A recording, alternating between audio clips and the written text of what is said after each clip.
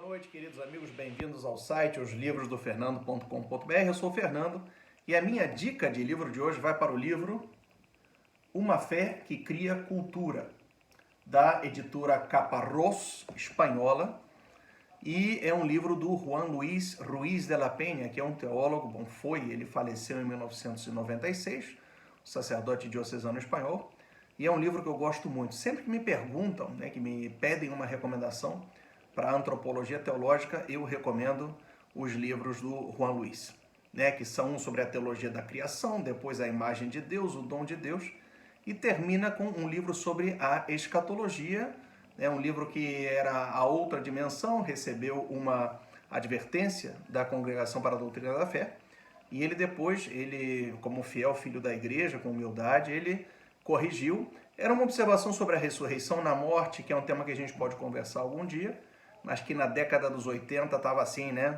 Falava que a ressurreição se dava no momento da morte, não é o que ensina a teologia católica.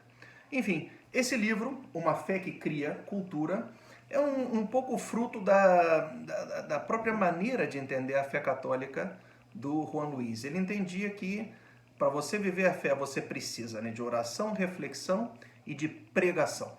Você tem que partilhar aquilo que você vive, correto? Esse livro, eu diria, inclusive, que é uma espécie de síntese da antropologia teológica dele.